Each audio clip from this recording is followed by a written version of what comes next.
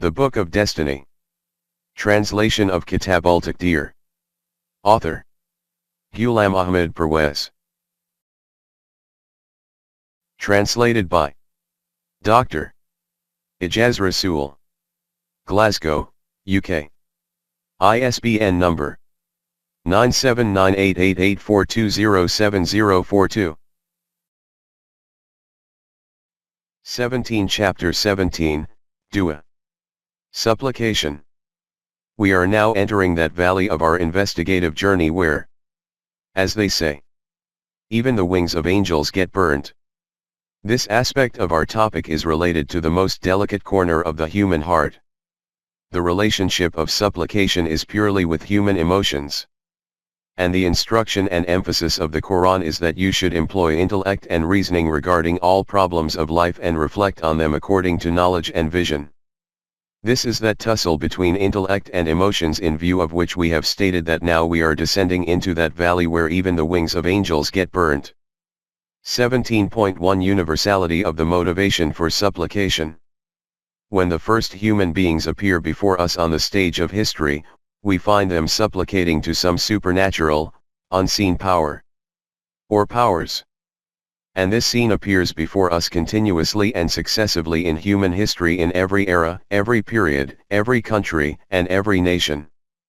There may be thousands of differences in the life of nations, thousands of variations in their styles of living and modes of economic transactions. Their civilizations and culture may be different from each other, they may speak different languages, their races may also be different. In summary, they may have nothing in common. Despite this, one thing will most certainly be found among them as a common theme, and that will be to supplicate to some supernatural power. Their beliefs about this power will be disparate, the customs and manners of supplicating to it will be different, their demands and requirements will also be at variance, but the motivating desire behind all these tangible forms will be just one, that is, to entreat some unseen power for one's aid, to implore it for something. This is what is known as dua. So much so, that even that which is called worship is in reality also dua or the preface to a dua. The conclusion of every program of worship is with a dua. Whatever offerings and donations are made before this unseen power or are pledged to it, are also linked conditionally to the acceptance of the dua. Words such as "if a certain desire of mine becomes fulfilled, then this is what I will do" are heard in every era. Dua is the support for every helpless being, the refuge for every destitute being, the last hope for those who are despairing, the means of strength for the weak and feeble, a voice of life for the voiceless, a ray of hope for every dejected being, the means of relief for every distressed heart, an ointment for the healing of every aching heart, a hand of reassurance for every weeping eye, and a final abode of shelter for each one of those who is dispossessed and repulsed at every turn. When the world of intellect and reasoning terminates, then the world of dua is initiated, and the most sincere and heartfelt supplication is that in which there is not the slightest contamination of intellect and reasoning. The higher the extent of absorption in a dua, the greater will be the expectation of its acceptance, and absorption means that man becomes so engrossed in it that he becomes oblivious to the world and its environment. Just think that if this is the state of a sentiment, then reflecting on it using intellect and reasoning and trying to comprehend it, and make it comprehensible based on knowledge and vision, if this is not called insanity, then what else will it be? But the constraint of a Quranic student is that he cannot abandon the sphere of intellect and vision even in these delicate matters. That Quran which also emphasizes reflection and reasoning in the reality of a metaphysical matter like the hereafter. 2. 219 to 220. How can it give permission for any issue, based on its sensitivity, to be handed over to a whirlpool of emotions? It teaches us to comprehend that too by using knowledge and vision, and directs us to understand it using intellect and consciousness, especially because this dua has a profound connection with the issue of taqdeer, and a greatly fundamental relationship to the practical world. We will examine this topic from this angle and will request our readers that they also try and understand it in this way, and do not allow their emotions, which may possibly suffer a knock at some places, to become a barrier in this. The journey is a difficult and thorny one, so difficult and thorny that even a visionary like Iqbal was compelled to say here that Iqbal easily passed through the stage of intellect, but that intellectual became caught in the stage of love. But we are hopeful that if in this goal we do not let go of the companionship of the eternal guidance from such as the Quran from our hands, we will reach the fountainhead of life very easily, because its declaration is, those who strive in our cause, we will certainly guide them to our paths. 29. 69. 17.2 The common meaning of supplication. The usual meaning of dua among us is taken to be that of requesting something from Allah. In this the concept of requesting is so dominant and profound that we commonly use the term requesting a dua. Whereas if we take the meaning of dua itself as being that of requesting, then the combination of requesting a dua becomes meaningless and illogical. In the Arabic language the meaning of dua is not that of requesting but is that of calling out to someone, drawing the attention of someone, and uttering something out loud. But since someone is usually called out to for assistance, hence its meanings are taken to be that of seeking help. The style of the Quran is that it uses the same word for those people who are not followers of the pure deen brought by the Anbiya but are followers of the tampered form called religion. And also in relation to those who are the followers of pure deen. The Quran, when it uses a word in reference to the former, then it takes on the same meaning which is prevalent among them. When it uses this same word in reference to the latter, then from this it denotes the correct Quranic meaning. For example, it uses the word ilah for both, but its concept among the religionists is different from that specified by deen, or when it uses the word ibadat, then among the religionists its meaning is that of worship and rites, but according to deen its meaning is that of obedience to the commands and laws of Allah. In deen there is no concept of worship, instead there is the concept of obedience and rule, and ilah denotes that supreme and omnipotent being whose commands and laws are to be followed. Similarly, it uses the words da'a, yadu, etc. for religionists, and from this is meant that belief according to which they beseech their goddesses and gods for aid. But when this same word is used in relation to Allah, then from this is not just meant calling out to but also that of obeying Allah. In order to understand the Quranic meaning of dua, it is essential to bear this fundamental difference in mind. First, we will discuss those places in the Quran in which this word is used to mean obedience. 17.3 Dua means to obey. It is stated in Surah Al-Mu'min, He, Allah, is alive and life-giving, there is no sovereign except Him. Hence call upon Him by specifying pure and exclusive obedience and authority to Him. 40. 65. We will translate this as calling upon Him, so that it is made clear that according to the Quran, the meaning of calling out to Allah is that of obeying Him. After this it is stated, O Rasool, say to them that I have been forbidden from adopting a budiyat, the rule of and obedience to those whom you call upon by forsaking Allah. 40. 66. Note that here the words dua, calling upon, and ibadat, obedience, are used with synonymous meanings. And at the end it is stated that I have been commanded that I only bow my head before the laws of Rabbi al-Alamin. 40. 65-66. The word uslima has made the meanings of the words dua and ibadat completely clear, that is to bow before the divine laws. In Surah Maryam, in reference to the illustrious account of Ibrahim, it is stated that he said to his people that I sever my relationship with you and also with those whom you call upon by forsaking Allah. I call upon my Rabb. 19. 48. And after this it is stated, consequently, when he severed his relationship with them, and with those whom they used to worship. 19. 48-49. Note here also that the words taduna and yabulatinduna are used with synonymous meanings. In Surah Al-Mu'min it is stated that your Rabb instructs you to call upon me, I will answer your call. The Quranic meaning of answer your call will be covered further on. After this it is stated that those people who adopt rebellion against my ibadat, obedience to me, my rule, they will enter Jahannam, humiliated and disgraced. 40. 60. Note here, too, the words dua and ibadat appear with synonymous meanings. It is stated in Surah At-Tur that the inhabitants of paradise will be asked by those who question, that what did you do to which you became deserving of paradise? In reply they will say that before this, in the worldly life, we used to call upon Allah. 52. 28. It is obvious that from this it can only mean obedience to the divine commands, because no one can become deserving of paradise, and its inheritor, by merely calling out to Allah. At one place it is stated to Rasool to say to them, that I only call upon my Rabb and do not associate anyone with him.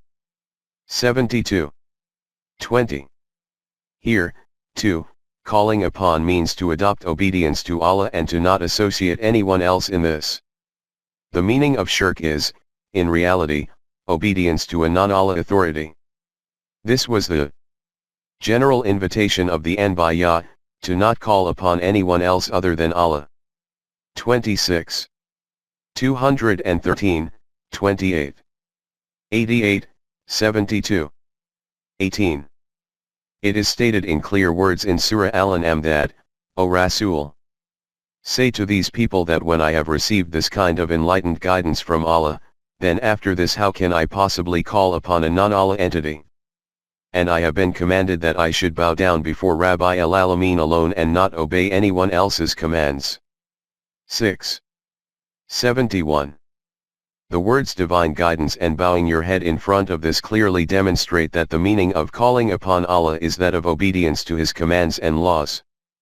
17.4 The prevalent concept of dua. After this we come to those verses in which the meaning of calling upon Allah is taken. Generally held belief to be that of making a dua. But before analyzing these places, we consider it essential to examine those doubts and objections which arise from this meaning of dua. 17.4.1 Do which arise from this if the belief is that Allah has already pre-written whatever is to occur in human life, and that this is immutable, documented as Qismat, then dua no longer retains any utility. For example, it is already decided about an individual that he will remain sick for a certain number of days and then will die. So then whether he himself or his relations now perform 1,000 duas, there can be no alteration in what is written as his fate. Qismat. He will remain sick for a certain number of days and then will die. But if it is said that, no, Taqdeer does change through dua, then this belief that whatever is written as Qismat is immutable will be declared as being false. That decision which can be altered, whether through dua or through planning, cannot be declared as being immutable. And together with this, according to this belief, a strange sort of concept appears before us about Allah Himself. That first He formed a decision about a matter and declared that this decision of ours is absolute, then after that He began to wait, so that if this individual, or his relations, appeals to us, then we will alter our decision, and if he remains silent then this decision will become implemented. Just think what kinds of impressions are generated from this kind of concept about Allah. If it is said that every matter is not decided in advance, rather Allah carries out the decision on every matter concurrently, then even further complexities arise from this. For example, there is a mutual court case between Zayd and Bakr on which the court has to give a verdict. Zayd is in the right, unhacked, and Bakr is a liar. Both beseech to Allah that the decision is made in his favor. It is obvious that the dua of both of them cannot be accepted, as inevitably the decision of the court can only be in the favor of one of them. The question is that whose dua will be accepted from between these two. If we say that the dua of the one who supplicates with greater humility will be accepted, then it is possible that Bakr will supplicate with even greater submissiveness and meekness, so then the meaning of this will be that Allah will accept the dua of the one who is not in the right, not unhacked. And the court case will be decided against the one who is in the right. And if it is said that Allah will accept the dua of the one who is in the right, that is that of Zayd, then the question which arises from this is that if Zayd had not made a dua, then what would have happened? Would Allah then have favored Bakr because he supplicated, while Zayd did not make a dua? And if it is said that Allah will, in any event, aid the one who is a follower of Haqq, then firstly, this is contrary to what takes place in practice. Among us there are verdicts delivered on a daily basis which are against Haqq, so much so that many innocents are even hanged on the gallows. But even if it is accepted that Allah is on the side of the one who is in the right, then in that situation dua becomes meaningless. Whether the one in the right makes a dua or not, Allah will nevertheless be with him. And the one who is not in the right, even if he makes 1,000 duas, Allah will not hear him. If it is said that a mere dua is not enough, rather planning is also necessary together with it, through a dua plans become successful, then that same difficulty confronts us as a result of this. Zayd and Bakr both do their planning. But Bakr also does a dua along with this. And Zayd does not do a dua, so will the planning of Bakr then succeed in this situation because he also made a dua, and Zayd will remain unsuccessful because he did not make a dua, even though he was in the right. These are those thoughts which arise in our minds because of the prevalent beliefs in relation to dua among us. In this very connection that verse of Surah Al-Baqarah appears before us which is presented at a fundamental level regarding dua and its acceptance, but whose incorrect interpretation adds further to these difficulties. That verse is this, and it is commonly translated as follows: O Rasool, when my servants will ask you about me, say to them that I am near them. When someone wishing to call to me, calls upon me, then I listen to his call and accept it. 2. 186.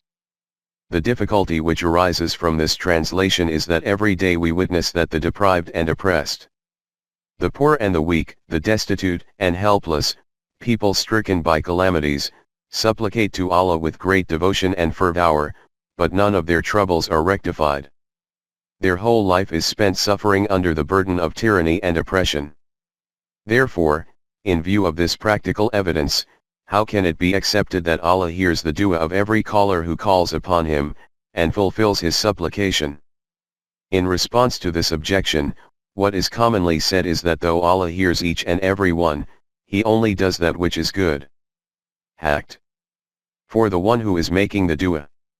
Therefore, if someone's dua is not fulfilled, then he should assume that whatever has happened is what was best for him. But this answer, leaving aside the fact that because of this the oppressed, grief-stricken, unjustly treated human being cannot have any real satisfaction from this, becomes the cause for very far-reaching, destructive consequences. An oppressed human being supplicates to Allah against the excesses of a tyrant. And then after this he observes that his condition has not improved even the slightest, instead the injustices of this brutal tyrant keep on increasing. Then, according to the response noted above, he should understand that the injustice of the tyrant is good, Haqq, for him, and is entirely according to the will of Allah.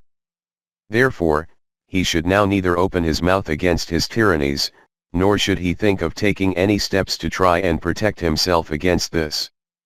Just reflect how these kinds of beliefs become the cause for leaving tyrants unrestrained.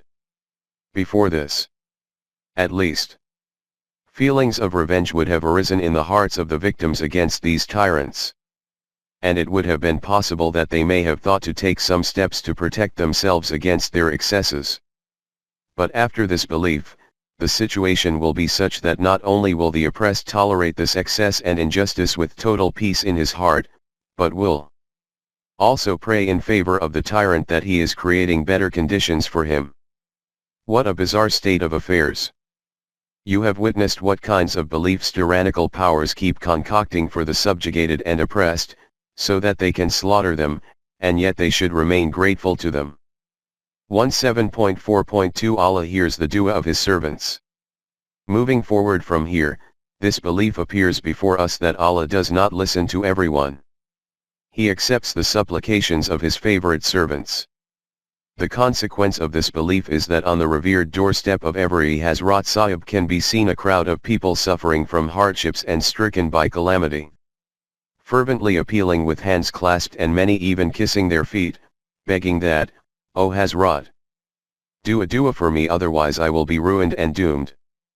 And this process does not remain confined to the life of the Hazrat Sahib, but after their demise, which is not called death, but is termed wasal, that is, their joining with their beloved, that is, God, becomes associated with their Mazar-e Sharif, mausoleum, where requests and the fulfillment of wishes are implored from them by falling into prostrations. When they are questioned, in response they say that we are sinful people, hence we cannot have access to Allah. These holy people have access to the court of Allah, hence Allah accepts their requests. This belief is held, and together with it that verse of the Quran is also recited which we have noted above, that, "When my servants inquire about me, say to them that I am near to them. I respond to the call of everyone who calls." 2. 186. 17.5 Belief that a sultan is the shadow of Allah on earth. It is obvious that this belief about a plea reaching Allah via those who are near to Him is an invention of our era of Malikiyat. In that era it was embedded in the minds that Al-Sultan Zil-Lillah Allah al-Ard, the king is the shadow of Allah on earth. Therefore, whatever kind of shadow was witnessed on earth, the same kind of original embodiment about Him was imagined to be in the heavens. According to this shadow, the picture of Allah which appears before us is obvious. Just like the kings here, He too is thought of as an autocratic ruler, King of kings. Neither constrained by any procedure, nor any law, whoever He wishes is captured, whoever He wishes is bestowed with rewards. Whoever He wishes is forgiven, whoever He wishes is chained. In the same connection, the king's court appeared before them, in which first of all guards and gatekeepers were to be found standing. Then among the entourage of the court, the elite, officials, ministers, and close royal attendants would appear. For a common man it was simply not possible that he could make his application reach the Grand Sultan directly. For this he needed the medium of the royal attendants. This is the same blueprint which we have drawn of the court of Allah. According to this, in order to make our supplication reach Allah, the requirement for those who were close to Him was declared to be necessary. This is that requirement in view of which there is a search for the medium of some Hazrat Sahib to make a dua reach Allah. They make our request reach Allah and also offer intercession. Together with this, Allah accepts their plea and our request. Dua becomes accepted. Together with the request, some kind of donation also has to be made, exactly as gifts are presented before kings, or their courtiers have to be serviced. This is that concept of Allah which royalty imprinted on our minds, and which gradually acquired the form of holy beliefs. With the passage of time, these beliefs became embedded in our hearts in such a way that if now something is said against them, then fatwas of kufr and al-had from the custodians of Shariat are imposed on him. And the devotees of Tariqat too begin to quake at the thought of who knows what wrath will descend from the direction of Hazrat Sahib. Despite the fact that the proclamation of Allah about these people is that they are human beings, servants of Allah, just like you. 7. 194. And it is stated about those shrines to which they go and make supplications for the fulfillment of wishes, or which are declared to be the medium for conveying supplications to Allah, that you can call upon them 1,000 times, they simply cannot hear you. And even if, supposing, they hear you, then they cannot even answer back. 35. 14. Whatever you call out repeatedly to them, they are totally unaware of it. 46. 5. They do not even have any knowledge about themselves regarding when they are going to be resurrected. 16. 21. Those who are ignorant even about their own condition, how are they going to listen to you, and what help can they extend? 17.6 Whose supplications are accepted? Now let us deal with this question of whose supplications are accepted, and how these are accepted. First of all, ponder on this verse, one part of which we have twice quoted above, that is, when my servants ask you about me, then say to them that I am near to them. I respond to the call of everyone who calls upon me. After this it is stated that, say to them that if you desire that your wish is granted, then the procedure for this is that you should maintain full conviction in the truth of my guidance, laws, and obey me. Respond to my commands. In this way, the correct path of success will appear before you. 2. 186. It is stated in Surah Al-Shura. It is those who accept Iman and do salih deeds whose supplications are granted. 42. 26. In other words, the essential and natural outcome of Iman and salih deeds is success, and this is the very purpose of dua. It is stated in Surah Al-Mu'min that call upon me, I will respond to your call, but listen carefully to this. Those people who adopt rebellion against obedience to me, their supplications will not be accepted. They will enter hell, humiliated and disgraced. 40. 60. In Surah Al-Araf, together with calling to Allah it is stated, He does not approve of those who exceed limits. 7. 55. Remember, those people who reject the truth of the laws of Allah, their supplications go to waste. 40. 50. For the acceptance of supplications the foremost condition is Iman. And know also regarding Iman that only those people will be considered to have truly accepted Iman whose condition is such that when the laws of Allah are presented before them, they bow their heads in acceptance, and then make full endeavors to make the attribute of Rububiyyat of Allah a cause for hamd and appreciation, and they do not resort to transgression in obedience to Allah under any circumstances. In this striving, those people even make their sleep during the night haram on themselves. In this way, they call upon Allah in both the states of hope and fear, and whatever Allah has bestowed upon them, they keep it available for the Rububiyyat of all. 32. 15-16. In Surah Al-Imran this reality is described in a very attractive style. We present the meaning of the related verses from Mafhum al-Quran. It is stated, for those people who make use of intellect and insight, there are great signs in the creation of the universe, and the alternation of night and day, of the strength and comprehensiveness of the laws of Allah.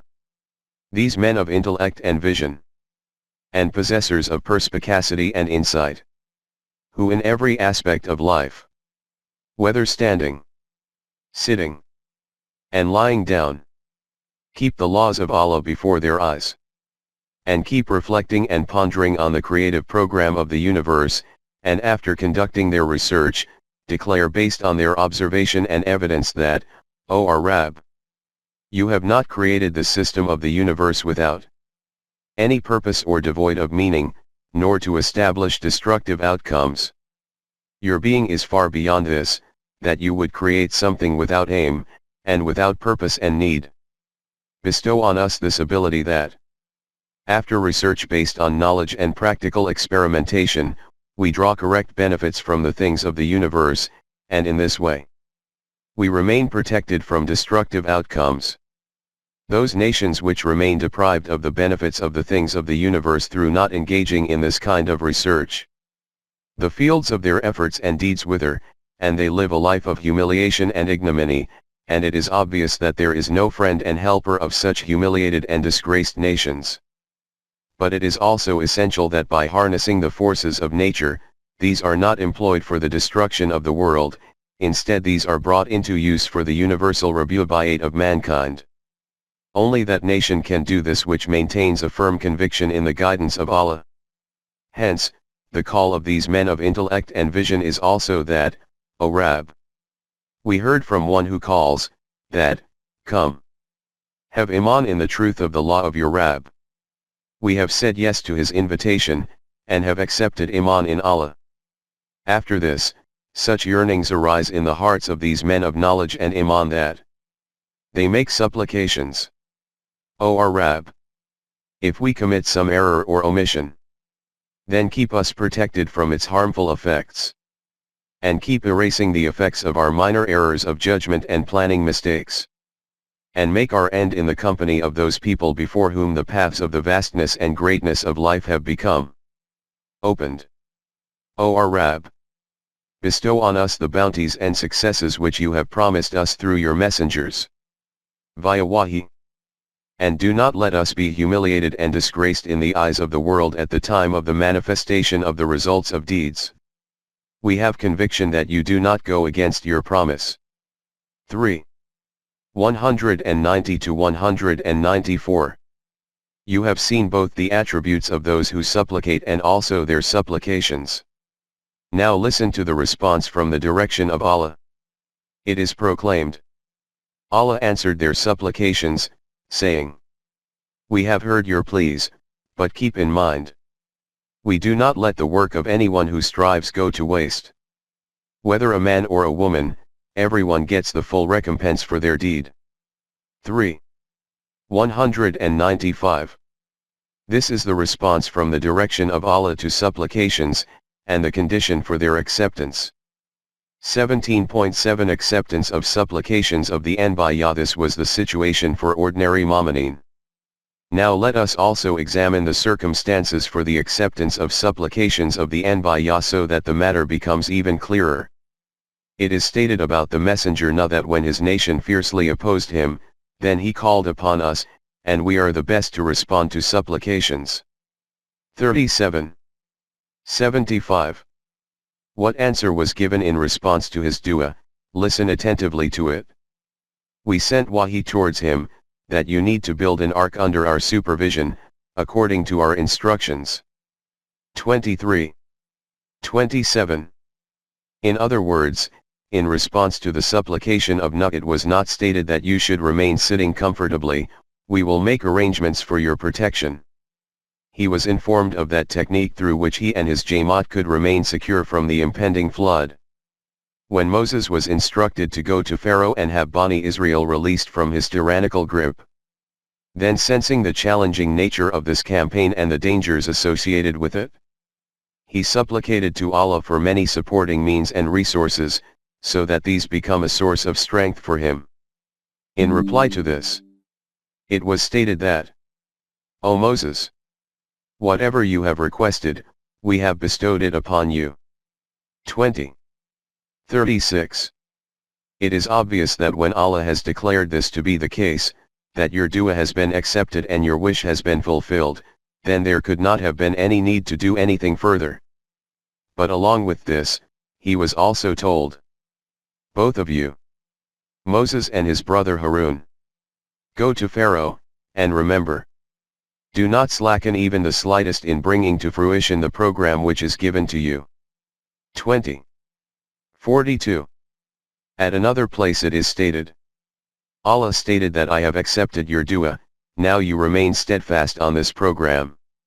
And remember, you should never obey these people who do not possess knowledge of the reality. 10. 89. In the same way, Moses supplicated that the bounties of the world and the hereafter are bestowed on his ummah. In response it was stated that this will take place, provided that these people obey the final messenger. There is no doubt in this that my rahmat encompasses the whole universe, but it only becomes available to those among mankind who have conviction in the truth of our laws.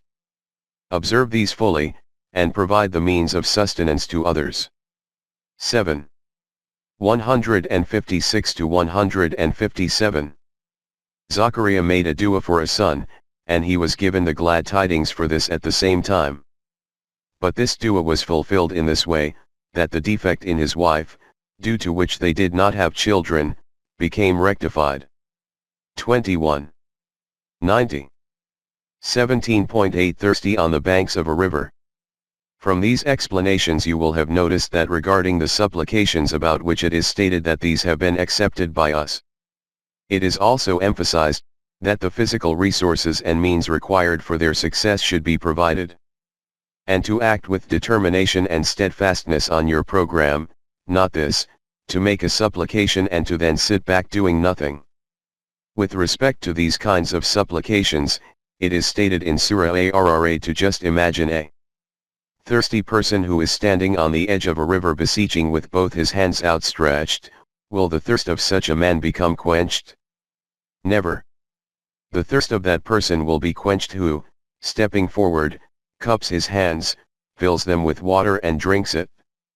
Remaining standing with hands outstretched towards the water will never alleviate thirst until doomsday. Those people who deny the truth of the laws of Allah, their supplications go to waste like this. 13. 14. 17.9 How are the supplications of the oppressed heard? At this point it will be said that whatever has been described is correct in its own way. But the question is whether in the dominion of Allah, is there no one to hear those who are suffering from oppression and destitution? Is there no solution to their sorrows? Is there no remedy for their hardships? Is there no one at all to hear their supplications? The Quran gives a response to these questions in the affirmative. It states that their supplications are both heard and accepted, but the technique for this is different. What is that technique? Listen to it intently. After striving year after year, and following persistent toil and efforts, the Jamaat-e-Momineen got their own state established in Medina. But the issue of the oppression of those Muslims who were trapped in Mecca at that time became even more intensified from the direction of the Quraysh. In this condition of extreme helplessness and oppression, they prayed to Allah to help them, and to create some way of becoming free from the cruelty and tyranny of these oppressors. They supplicated to Allah, and do you know what Allah did? Allah addressed the Jamaat-e-Momineen of Medina, and told them that, O Jamaat-e-Momineen, what has happened to you that you do not rise to fight in the path of Allah? Do you not hear how the people of Mecca, who are oppressed and persecuted, helpless and vulnerable, weak and feeble, men, women, and children, are imploring us profusely that, O our Rabb, take us out from this habitation, whose inhabitants are so bent upon injustice and oppression. O flag bearers of the Islamic State, do you not hear their supplications? And if you are listening, then what are you waiting for? Why do you not rise up to help them? Do you not hear with what anguish they are imploring us? They are asking us to create some companion and helper for them, some supporter and benefactor. 4. 75. Just reflect that the oppressed in Mecca are supplicating to Allah. What difficulty was there for Allah to help them directly and to free them from the enemy? But He did not do this. Instead He asked that state, that government, that system which was established in His name to implement His laws, that you need to respond to their call, you need to rise up to help them. 17.10 The pleas of the persecuted are heard by the Islamic State. This is the correct procedure for the acceptance of the supplications of the persecuted. This same Jamaat-e-Momineen, which was now in Medina, remained a testing ground for endless tyranny by the Quraysh of Mecca for 13 years. During that period they would certainly not have made any fewer supplications to Allah. But since at that time there was no such system in the world which had come into existence to rescue the oppressed, there was no means available to aid them. They were continuously told to remain resolute on their program with courage and steadfastness. One day your government will become established, then the solution to these difficulties will be automatically found. And in this way not only will your own hardships be resolved, but you will also become enabled to help those persecuted human beings who will make supplications for help and support from us. Allah. Just see with what eloquence the Quran has described this reality at another place. It is stated, say, who is it that hears the supplications of those with distressed hearts and removes their troubles and worries? What does He do for this? He grants you with estate and power. 27. 62. This is that procedure of Allah through which the troubles of the persecuted become rectified. It should be borne in mind that this power is also not bestowed by merely supplicating. This is the consequence of their iman and salih deeds. 24. 55. At another place it is stated about this same Jamaat Imamanin. These are the people who respond and move forward on the call of their Rabb, who fully obey his commands and laws. They settle their affairs of state in the light of these through mutual consultation. And whatever means of sustenance Allah has provided to them, they keep it available for the general welfare of others. 42. 38. Have you noticed that here, too, the reference is to that system of government through mutual consultation, which is shaped to remove injustice and oppression from the world. This was that method through which Bani Israel were freed from the injustices of the people of Pharaoh. It is stated in Surah Al-Qasas. Pharaoh had resorted to great injustices in his country. In order to maintain the strength of his power, he used to keep dividing the people of his nation into different parties, and in this way he would keep making one party, Bani Israel, ever weaker, so that they would not be capable of rising up. What he used to do for this was that by humiliating and condemning those individuals of this nation who displayed signs of courage and mettle, he would render them ineffective. And those who did not possess these qualities, he would bring them forward and promote them. In this way, he kept creating imbalances among them. In view of this transgression and these injustices of his, the decision of our law of requital was that the nation which was being weakened so greatly in this manner should be bestowed with our bounties, that is, they should be bestowed with leadership and success in the land, and they should be made possessors of such a piece of land where they have their own government. 28. 4-6.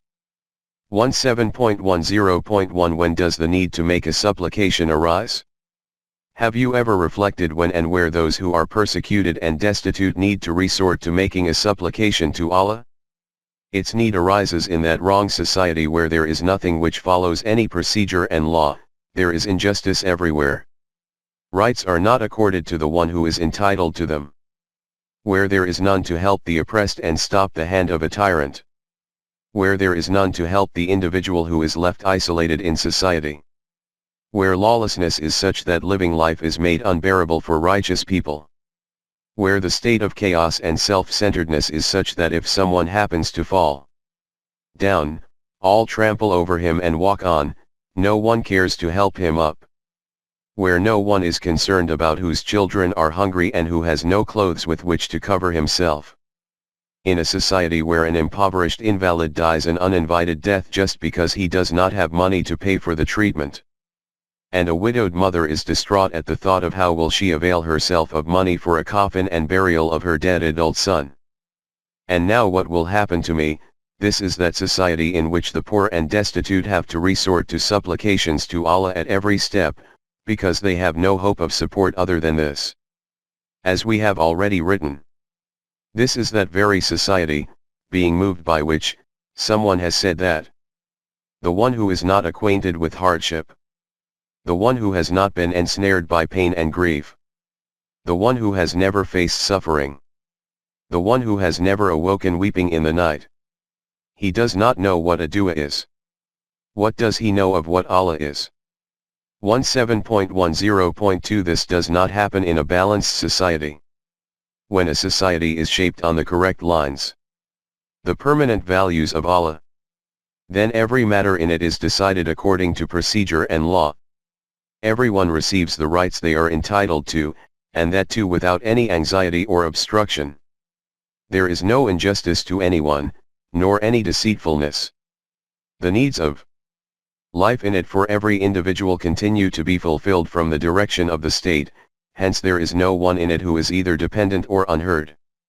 No one in it finds himself isolated or without support.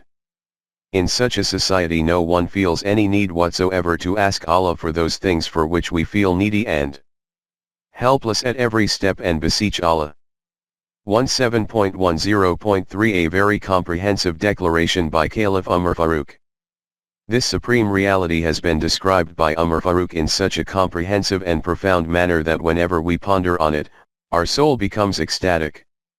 You have already seen one of his sayings, that is, when he decided to migrate from the plague-affected area to that area which was not affected by plague, it was said to him that, "Are you trying to escape from the Taqdeer of Allah?"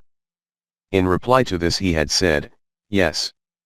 I am going from one Taqdeer of Allah to another Taqdeer of His." Now note another saying by him, and reflect with what great astuteness this companion of Rasulullah had comprehended the spirit of Deen.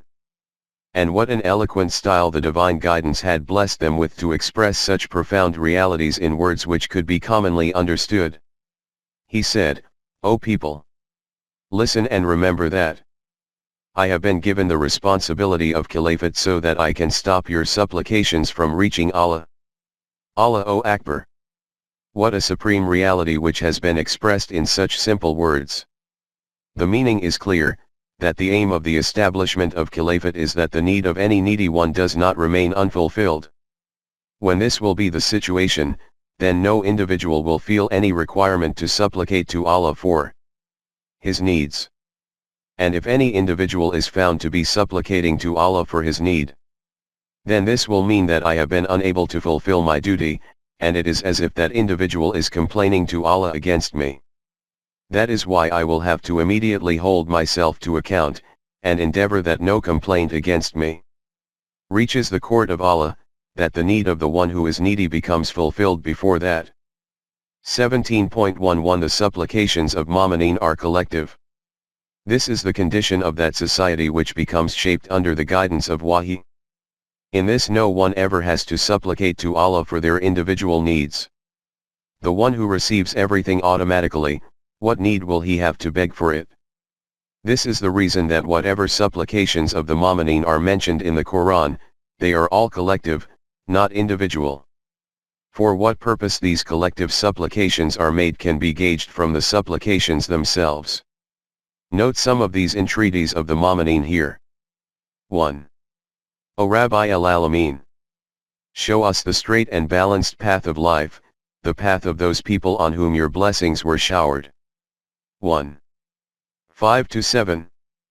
2. O our Rabb, bestow on us Hasanate 219 of this world and also Hasanate of the hereafter. 2. 201. 3. The supplications of the Mujahideen. O our Rabb, bestow on us steadfastness and resoluteness so that there is no wavering in our steps. If we do err and commit some lapse, then provide us with protection from the harm due to it, and grant success to us against our opponents. 2. 250, 3. 147-148. 4. O our Rabb, overlook our lapses and errors, that we do not become buried under the burden of ignorance and darkness under which previous nations were buried. Bestow so much power on us that we can fulfill our responsibilities as a result. Bestow on us supremacy and victory over those people who are opponents of your system. 2. 286, 3. 16. 5. O our Rabb, may this not happen that after finding the right path, our footsteps again step in the wrong direction. Keep providing us with the means of nourishment. 3. 8. 6. O our Rabb, fulfill the promises which you have made to us through your messengers. 3. 193-194. 7. May we be counted among the category of Salihin. 5. 84. Not among the category of Zalimin. 7. 47. 8. Decide between us and our opponents with haqq. 7. 89. This was the supplication of the messenger Shuaib and his followers. The Anbiya and their Jamaat used to make these kinds of supplications in their confrontations with their opponents. 9. The supplication of the followers of Moses was, O Rabb, do not make us a testing board for the Zalimin. 10. 85. This was the same dua of the companions of the messenger Ibrahim. 60. 5. 10. Supplications to remain protected from the punishment of hell. 25. 65. 11. That our wives and children become the cause for the contentment of our hearts. That family life be one of peace and tranquility. And that we may be declared as the flag bearers of the Muttaqeen. 25. 74. 12. O our Rabb, provide us with protection and also to those of our brothers who have already left this life with Iman. O our Rabb, do this, that no ill feelings should remain in our hearts about our brothers. 59. 10. 13. The supplications of the Mu'mineen in Jannat, that our light may be completed. 66. 8. This is the pattern of the supplications of the Mu'mineen. All their supplications are collective, through which sentiments for the good of the whole society, Jamaat, and system, abound and become apparent. The question which arises here is that these prayers may be collective, but what transpires from them? What is their outcome? This is an important question, and merits deep reflection and understanding because this is that focal point around which the whole issue of dua revolves. 17.12 What happens through dua? If any task is to be carried out, initially a desire emerges in our heart for this. In the world the basis of a deed is desire. The intensity of this desire will result in a corresponding strength in resolve, and the degree to which our resolve is strong, we will strive to the same extent for the attainment of this goal. Iqbal has written a poem for children, which we hear daily on the lips of every primary school pupil. That is that poem whose first couplet is that. My desire appears on my lips as a dua, O Allah. May my life be like a beacon of light. Although whatever is recited in the first line of this verse is for children, the reality which is described in it is very profound, that is, when the heartfelt desire of man appears on his lips in words, then it is called a dua. The deeper the desire, the more sincere is the dua. The more intense the desire, the more ardent the call. 17.12.1 A psychological change occurs. A student of psychology is familiar with this reality about the type of psychological transformation which takes place within man with the emergence of desires. And then whatever kind of desire it is, the psychological change is of the same kind. With this psychological transformation the outlook of man changes, and it is obvious that with a change in outlook, a change occurs in the outer world. As I have stated in the foreword. In this book I do not wish to discuss the issue of Taqdeer and its intricacies from the philosophical viewpoint. Because by doing this the matter will not remain generally comprehensible. And our journey will also become very protracted, otherwise what subjective idealism states is that there is no existence even of an external universe, its environment and circumstances are reflections of our hearts. Nonetheless, it is a fact that with the intensity of desire of man, such a psychological change takes place within him that it alters his outlook, and the extent to which his desire becomes focused, his energies keep multiplying proportionately. The reason that one leap of love accomplishes everything is that this occurs due to the energy created by the intense desire in this regard. When we look in somewhat greater depth at the Arabs of the era of ignorance, then we are amazed that despite being so devoid of civilization and culture, and so unacquainted with philosophy and reasoning, how elevated was their vision and how profound was their intellect. And they only had one way to demonstrate this, that is their language, listen Arabi Mubin. When those Bedouins used to milk their animals, they used to leave some milk behind in the mammary glands. This milk used to become the catalyst for bringing down that milk which the animal had kept back higher up. The milk left behind like this was called al-dayatu by them. From this the meaning of dua can be comprehended, that is that state which becomes the cause for the stirring of human emotions, and for generating action in him, from which his hidden potentials, concealed milk, manifest and emerge. This occurs due to the intensity of desire, for which another name is dua. 17.13 Keep your desires congruent with Mashiach. In relation to desire, two aspects are fundamental. One is what kind of desire is it? Different kinds of desires keep emerging in the heart of man, but the criterion for a correct desire which the Quran has kept before a moment is that you should only desire that which Allah desires. 81. 29. Keep your desires in accordance with the Mashiach of Allah. Whatever matter is considered to be wrong by Allah, you should also consider it to be wrong. Whatever He considers to be good, you should also consider it to be good. You should strive to become that which Allah wishes you to become. Iqbal has stated about the Quran that this will make you all that which Allah wishes you to become. Consider it in very clear words in this way, that the aim of all the endeavors and striving of human life is that the development of his self takes place. And as a criterion to verify to what extent myself has become developed, it should be seen to what degree the divine attributes are reflected by it. One set of attributes of Allah are those which are specific to His being, for example, He is the first and the last.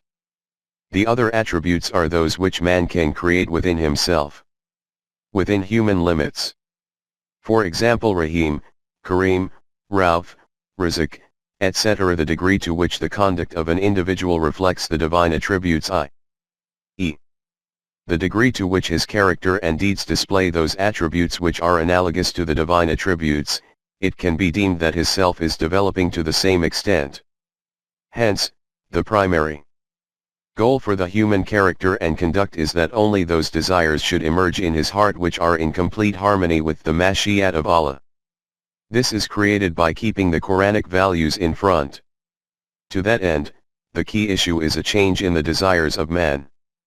Iqbal has described this reality in a very captivating style when he states that your dua is that your desire becomes fulfilled, my dua is that your desire becomes transformed. This change in human desires is not without the guidance of Wahi. Without the guidance of Wahi, the state of man is such that instead that he prays for those things which are better for him, he keeps praying for those things which are harmful for him. The reality is that man happens to be very hasty. 17. 11. We witness the hastiness of man at every step in life, not only of others but also our own impulsive behavior, and then also witness the subsequent embarrassment and regret. Therefore, the very first essential stage is that we check whether the desire which is arising in our heart is in line with the permanent values defined by Allah or not. If it is not, then by changing it we should bring it into line with the permanent value. 17.14 What is meant by the dhikr of Allah? The next step is that this desire, this aim, this criterion, should be kept in front all the time. The conduct which the Quran has described of the mu'mineen is a reflection of this very reality. It states that these are the people who, standing, sitting, and lying down, keep the divine laws of Allah in front of their eyes. 3. 191.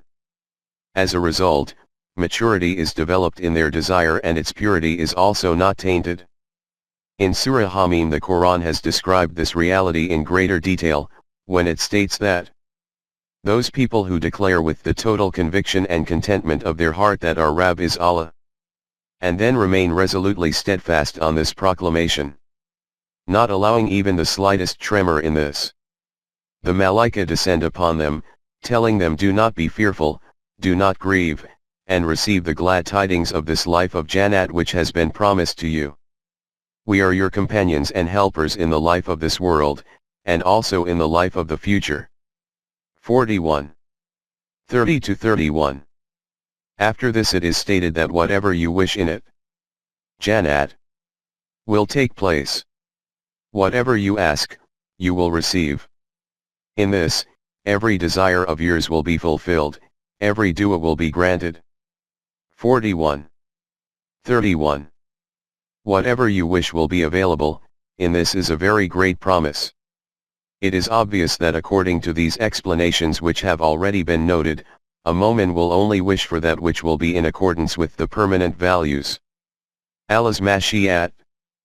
Hence, he will never even desire anything which is wrong, and he will only ask for that which Allah has made a promise to give the mu'minin, that is all kinds of bounties, successes, rizq-i-kareem, control and supremacy, power and authority, that is all the blessings of a Quranic society.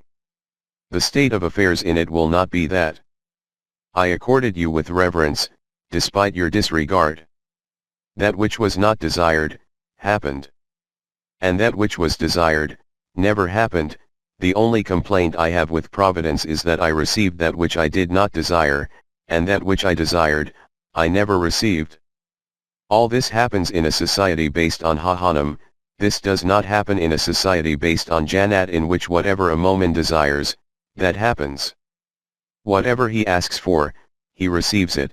This is because every demand and desire of his is in line with the mashiat of Allah. Have you noticed what kinds of supplications the mu'minin make, and how these are fulfilled?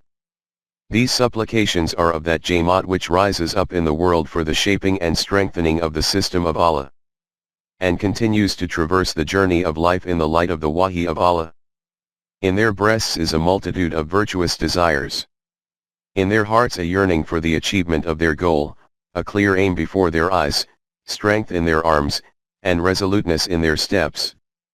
They are those people whose selves are a reflection of the divine attributes within human limits. The deepest desire of a mu'min is that his thoughts, goals, aims, wishes, points of view, and ultimate vision should all become compatible with the mashiat of Allah. I had presented this very reality in the following words in my book, The Human Self and Iblis. What is dua? The beautiful desire to become mutually harmonious with the ultimate melody of the musical voice of nature. The agitated desire to become one color with the heart-enchanting beauties being manifested of the unveiling reality. The fervent, intense desire in the breast of a partridge to clasp the moon within its breast like the Milky Way. The enthusiasm and excitement in the heart of a moth to absorb the style and manner of the euphoric and dancing flame of the burning torch that is the fierce desire of the human self to continue to make its finite expanse ever wider, and for the satisfaction of this desire, the beautiful demand of the dewdrop for the wings of an eagle from the rays of the sun. If we observe closely, then we will see that iman, dua, and deed, are all rays of one flame, and petals of one flower. Iman is the name of the acknowledgement of this truth, that the secret of the elevation of human character is concealed in mutual harmony with the center of goodness and virtue of the worldly system. Dua is the intense longing for this harmony and one color, and action is the live manifestation of this craving and the resolute pursuit for its achievement. These are those supplications of the mu'minin which become granted. It is through their very hands that the establishment of the divine system comes to pass, that system in which no one has to wake up during the nights to beseech for their individual needs and requirements. This system prevents their supplications from reaching Allah. It ensures such an arrangement so that the dua, plea, of every needy one is fulfilled before it strikes against the throne of Allah. As far as the support of the Malaika is concerned, for this the Quran has clarified that such a psychological change occurs within man from this, due to which he achieves contentment of the heart. 8. 10. And the consequence of this contentment of the heart is that resoluteness and steadfastness is created in his steps. 8. 11. This is what happens as a result of dua, that is a psychological change occurs within man himself due to this.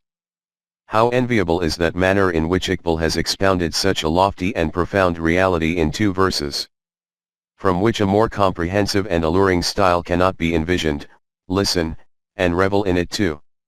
He says that, with your dua, destiny, kadha, cannot be changed, but it is possible from this that you may change. And we consider that this is the final word in this regard. The word kadha here means the law of Allah. 17.15 Supplicating for each other as far as the issue of making a dua for each other is concerned. This is in reality the expression of our good intentions in their favor, through which they receive solace. In the sphere of human affairs, this is called moral support. Due to this, a kind of psychological force becomes awakened in this individual himself, the effects of which are extremely pleasant. The invalid whose face lights up on seeing the one whom he loves more than life itself. In the words of the poet Caleb, one can imagine the effect that uttering a few phrases of consolation, or a few words of appreciation, creates in his heart. This is the same situation for the expression of a few good words for the dead. Though it makes no difference to the deceased, it lessens the grief and sadness of those he leaves behind. This is the benefit of these kinds of societal interactions. Due to this, a human being does not feel isolated within society, his morale remains high during even the most trying of circumstances. This is why Rasulullah was informed that when these people bring their donations to you, after accepting them, say appreciative words to them, appreciate this deed of theirs, say a dua for them.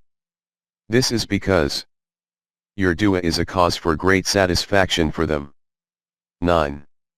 103. 17.16 The individual supplications of the Anbiya.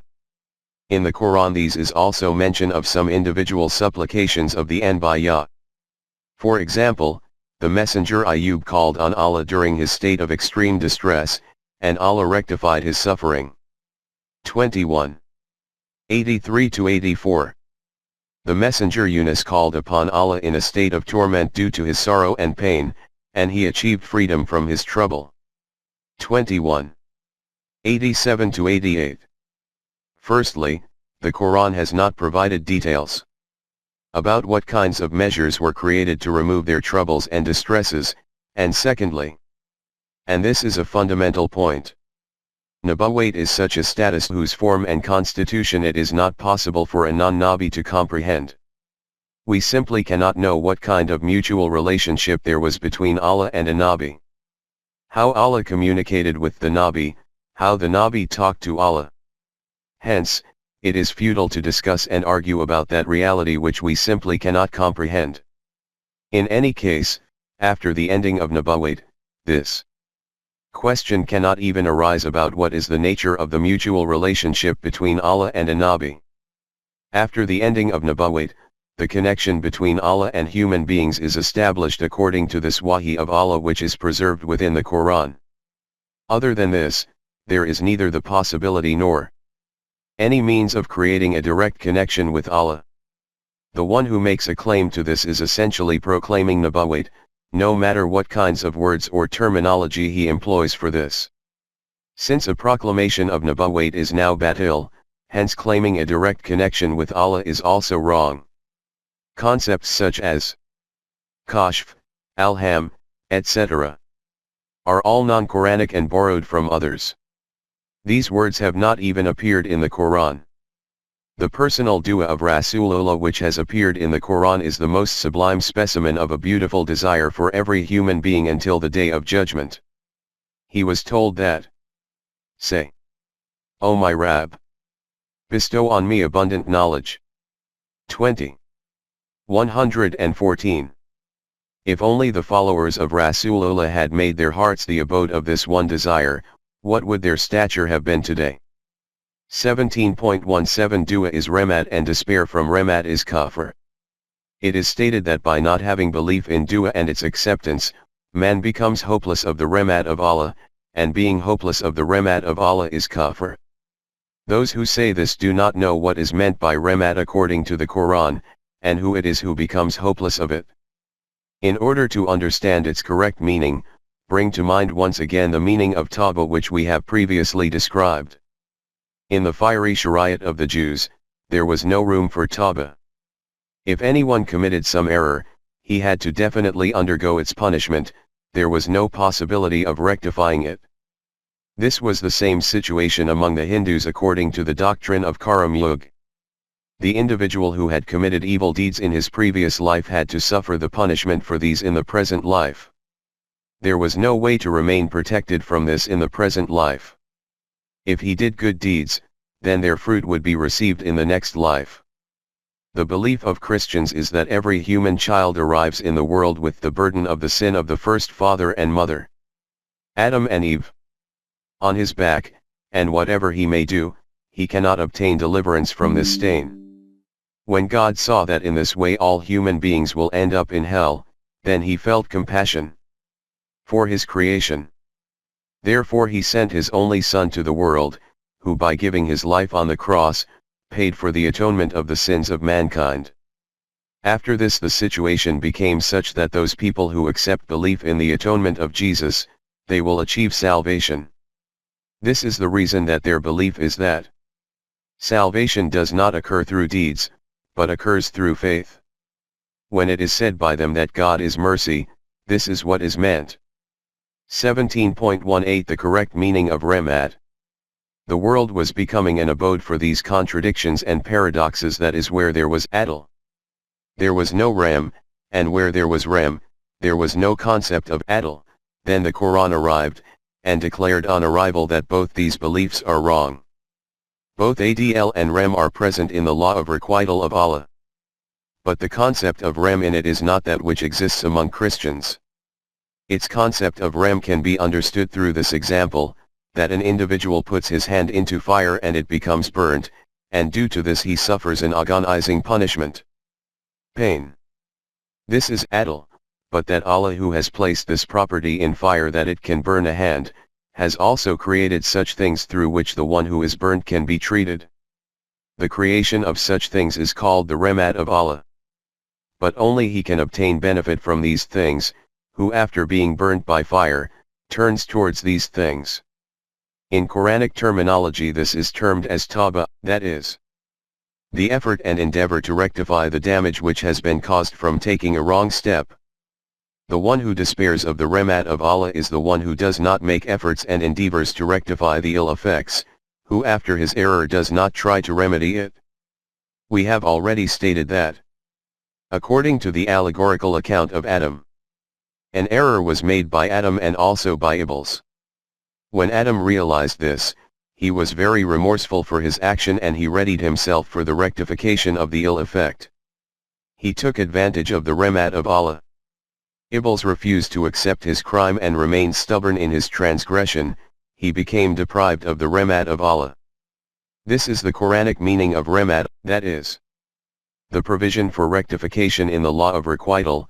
See with what clarity the Quran explains this meaning. It is stated in Surah Al-Zumar, O Rasool, say to those of my servants who have committed a wrong against themselves, do not be hopeless of the Remat of Allah. Allah has created the means of protection from the harm resulting from every error. He is the bestower of the means of protection and extends Remat in this way. The procedure for this is that, if you have stepped in the wrong direction, then return from there and come to the path proposed by Allah, that is, bow down before His commands and laws, before that the time arrives for the tangible results of your errors. In that event, no one will be able to save you from harm. 39. 53-54. At another place this principle has been clarified in these words. O Rasool, when those people who have iman in the truth of our laws come to you, say to them that your Rabb has made Remat mandatory on himself. 6. 54. What is that Remat? That Remat is that if someone among you unwittingly makes a mistake, and after that he is repentant on this and reforms himself, then he will find Allah to be Ghafur and Rahim. 6. 54. This is the aim of the Remat of Allah. But this does not mean that having carried out Tawbah once, one can keep doing whatever one wishes, and there will be no accountability. The Quran states that, in this way Allah will bless you with His Remat. But if you return to your wrong way, then our punishment will also return and come in your direction. 17. 8. It is obvious that only he who has conviction in the law of requital of Allah will repent and reform. Tawbah. After his mistake. The one who does not even have any conviction in this, that a wrong path is destructive, what reformation of himself can he carry out? These are the people about whom it is declared that they are hopeless of the Remat of Allah. It is stated in Surah Al-Ankabut. Those people who reject the laws of Allah and the law of requital, they remain hopeless of the Remat of Allah. 29. 23. At another place it is stated, The people who are hopeless of the Rahmat of Allah are the ones whose state is such that if they are treading on the wrong path, even if they are warned 1,000 times, they will continue on that same path, they will never come to the right path. 15. 56. Contrary to this, see also who are the candidates for the Rahmat of Allah. Surely, those people who accepted Iman, and they migrated and did jihad in the path of Allah, are the people who can be hopeful of the Rahmat of Allah. It is for them that Allah's attributes of Ghafur and Rahim will become manifested. 2. 218. These are the people who become deserving of divine Rahmat. Not those who keep sitting with their hands in their laps doing nothing waiting for tomorrow to come, or at the very most, keep reciting the tasbih of Astaghfirullah. Note what the Quran states in this regard. Even among the Jamaat-e-Mu'minin, those people who are sluggish, excepting those who are disabled, and those people who do jihad with their life and possessions, can never be equal. Allah has given superiority in rank to those who do jihad with their life and possessions over those people who remain sitting due to idleness. It is true that all will benefit from the bounties of this system, but compared to those who lag behind, the ranks of the Mujahideen are surely very lofty, higher ranks, and protection, Maghfirat, and nourishment, Rahmat. Surely, Allah is Ghafur and Rahim. 4. 95 to 96. And finally, bring those verses of Surah Al-A'raf before you in which it is stated that Moses supplicated to Allah that he should bless Bani Israel with his Rahmat. In reply to this, it was stated that there is no doubt that our Rahmat encompasses the whole universe, but among human beings it can only fall into the share of those who adopt taqwa, follow the laws of Allah, execute zakat, that is, provide the means of nourishment to humanity, and have iman in the truth of our laws, and in the subsequent era obey that unlettered Nabi whose eminent mention will be found in the Torah and Injil Bible. He will give the command for maruf, righteousness, and will forbid from munkar, evil. He will declare that which is pure and good as being halal, and will declare that which is impure and harmful as haram, and will remove all kinds of non-Allah yokes of enslavement from their necks in which they are shackled, and will remove and throw down those heavy burdens from their heads under the weight of which they are being buried. This Rahmat of Allah which is encompassing the whole expanse of the universe like blessed shade will only be available in this way, there is no other way to benefit from it than this. 7. 156 to 157. These are the very people whose supplications are accepted, and these are the people upon whom the shade of the blessed clouds of the Rahmat of Allah is cast. Dua is the name given to calling upon the law of Allah at the crossroads of life.